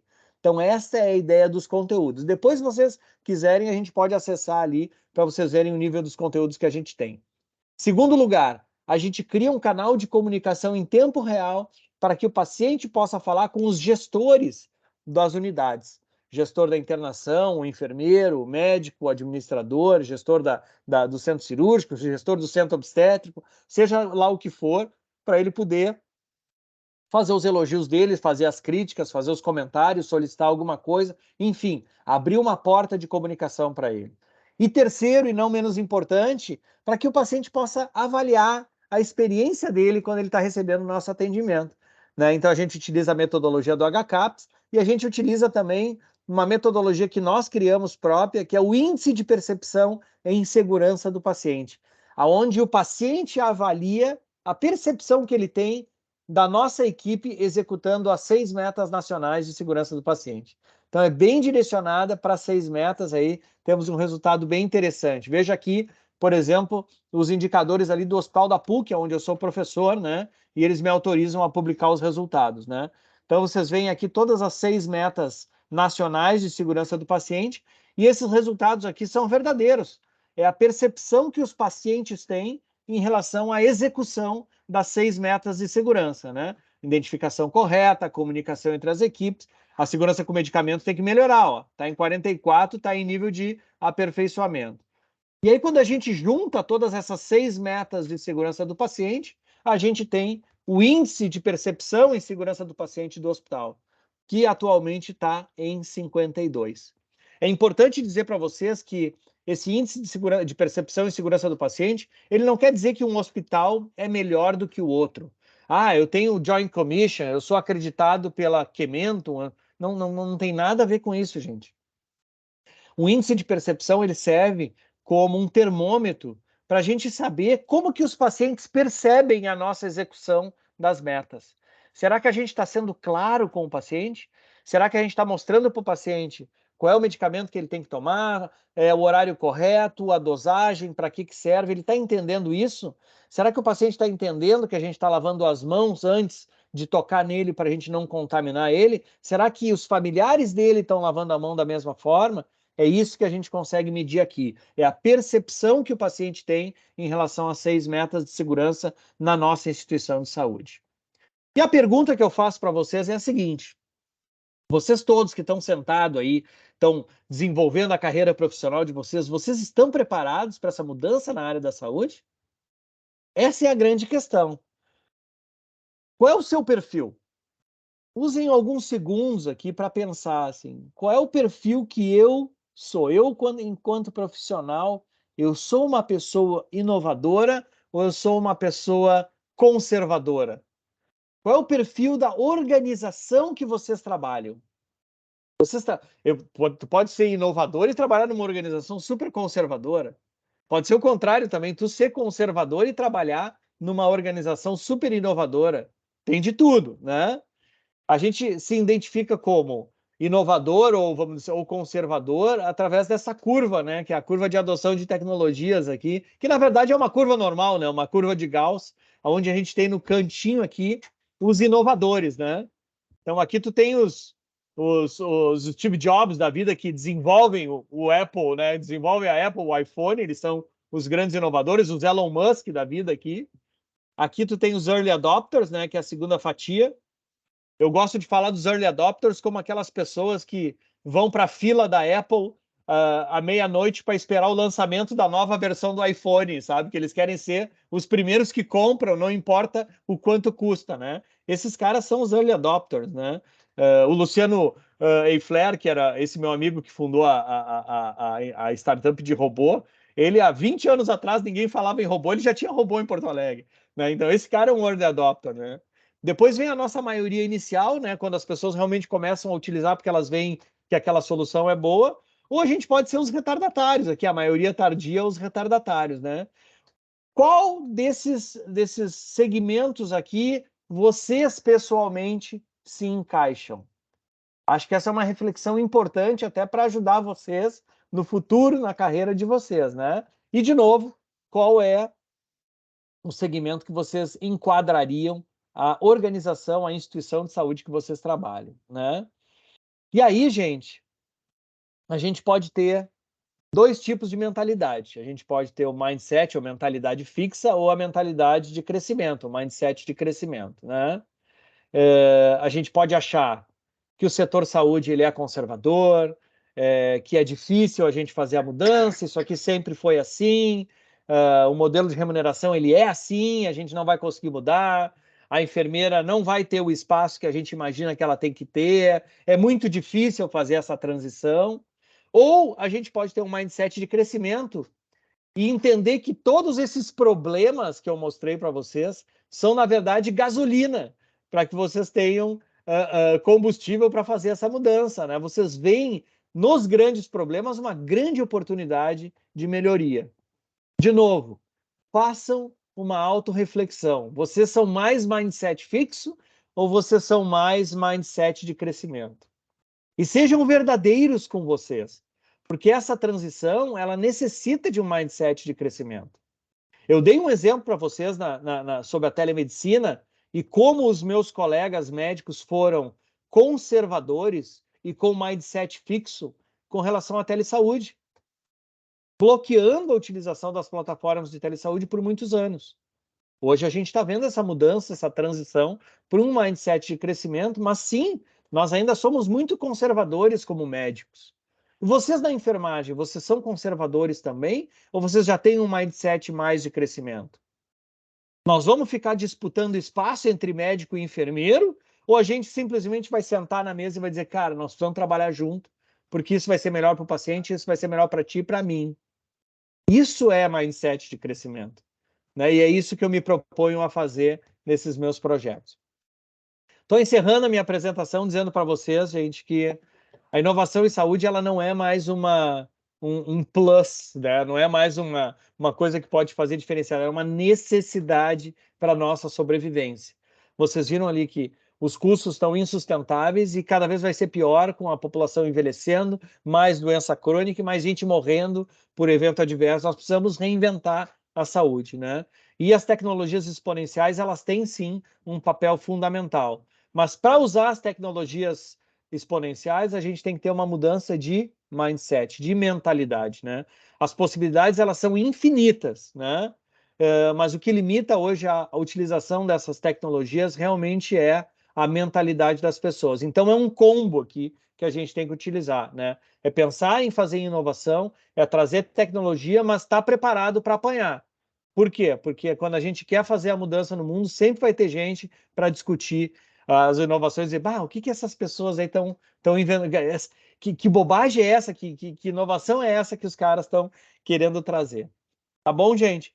Fico à disposição. Fazer duas breves propagandas, né? A primeira delas, assim, eu escrevi um livro chamado Novo Mindset Médico, né? Tô com mais 6 colegas médicos que trabalham com essa questão da mentalidade do crescimento e a utilização de tecnologias nos seus negócios. Fica aí, tem disponível na Amazon, lá na ArtMed, enfim, quem quiser olhar. E o meu livro pessoal, que é o Segurança do Paciente, a verdadeira revolução da saúde. Eu acho que nós não vamos conseguir fazer a revolução da saúde enquanto nós não trouxer toda a equipe multidisciplinar para trazer junto segurança para o nosso paciente e reduzir a zero o nível dos eventos adversos dentro das nossas instituições de saúde. Muito obrigado pela oportunidade de estar aqui com vocês e eu fico à disposição para a gente bater um papo. Tá ótimo. Olha, professor, muito obrigada. Assim, excelente a sua palestra. Está nos vendo? Estou vendo voltou. sim. Voltou. Voltei. Bom, realmente nós temos só a agradecer, assim, eu acho que foi, assim, muito, muito bom. Não sei se dá para ver toda a turma, porque o computador Dá fica para ver, meio acho de que uma lado. boa parte aí. Tem, Tem uns coçando a cabeça, assim, pensando, Sim, tem outras, então... tem uma que tá roendo as unhas ali, tá pensando, ih, agora? O que eu faço com isso, né? Então, mas é isso mesmo, são os efeitos da palestra, a professora Lívia comentou. É isso aí, Então, a minha ideia era provocá-las. Isso aí. Vou passar a palavra para a professora Elaine, que é do programa. Tudo bom, professora? Olá, tudo bom? Prazer em Tudo contigo, prazer. Eu tenho trabalhado tenho uma história trabalhando com controle de infecção e hoje, na docência, eu trabalho no tema segurança do paciente. E foi muito bom te ouvir e muito inspirador. Eu acho que assim é mais uma reflexão do que uma pergunta. Eu acho que as inovações são super importantes e também na minha geração, né, mais do que na tua, a gente ainda se bate até com o uso do celular, mas é um caminho sem volta, né? Sem volta. E muito importante. Mas eu penso assim que, paralelamente à inovação, é o uso daquilo que já foi inovado, né? De produtos, de tecnologias que muitas vezes, mesmo fazendo uma autocrítica, né, no próprio mestrado profissional, nós criamos e agora temos que convencer as pessoas a usarem. Ou, terminado o mestrado, terminou o produto, acaba ali a ideia e não se progride, né, na aplicação, na crítica, no aprimoramento desses produtos. Então, é mais uma reflexão e gostaria que você falasse sobre o que você pensa disso. Poxa, eu estou super de acordo contigo, tu sabe que eu tive uma experiência, olha como é que eu aprendi um pouco sobre isso. Quando eu estava na Unimed, a gente montou um aplicativo para os médicos usarem para fazer o registro das consultas médicas, né? E a gente botou o aplicativo e achou que aquilo estava resolvido.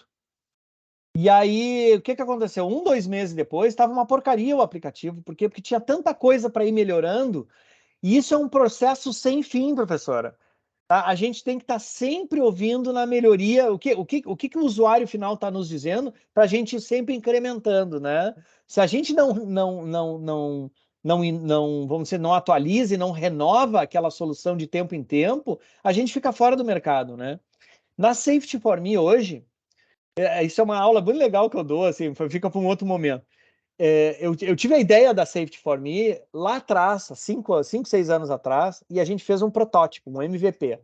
E a gente começou a botar no mercado. No início era um aplicativo, depois mudamos tecnologia. Tudo isso não foi da minha... A ideia veio da minha cabeça. Mas o resultado da plataforma hoje, ele é, eu te diria, 90% baseado na experiência do usuário. Dos clientes usando e me dizendo, mas isso aqui podia ser assim. Mas por que isso não é assim? Então, essa metodologia que tu está sugerindo, ela é fundamental para quem trabalha com inovação em saúde, porque a gente, em geral, tem uma tendência a desenvolver um produto de acordo com o que nós achamos que é importante. Só que a gente quer vender isso para as pessoas, né? E assim, a gente vai achar pessoas parecidas com a gente que também vão achar importante, mas, na verdade, o sucesso do produto ele se dá quando a maioria das pessoas vê valor na tua solução. E para que a maioria das pessoas vejam valor na tua solução, essas pessoas têm que gostar da ferramenta. E a tua ferramenta, muito provavelmente, no início, ela não vai ter as coisas que as pessoas estão procurando. E o empreendedor ele tem que estar sempre atento para ouvir o feedback negativo das pessoas. O que eu mais gosto de receber é feedback verdadeiro.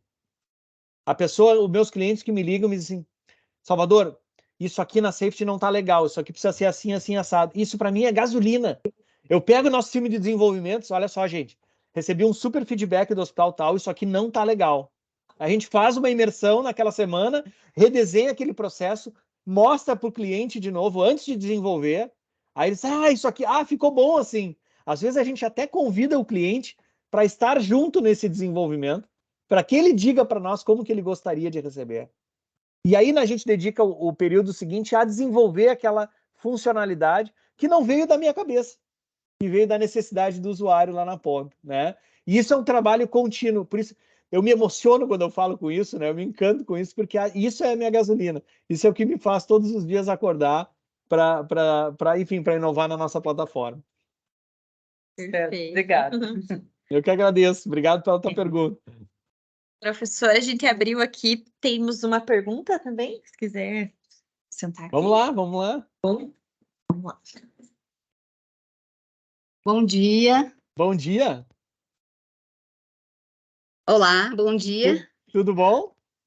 Tudo bem, professor? Eu vou tentar não gaguejar, tá? Fico Não, nervosa. Não precisa. Então tá certo. O meu nome é Jaqueline, eu sou formada há 20 anos e praticamente trabalho dentro da atenção primária, desde a parte assistencial e já praticamente 10 anos dentro da gestão. E nós estamos com um projeto grande de trazer a segurança do paciente para a atenção primária.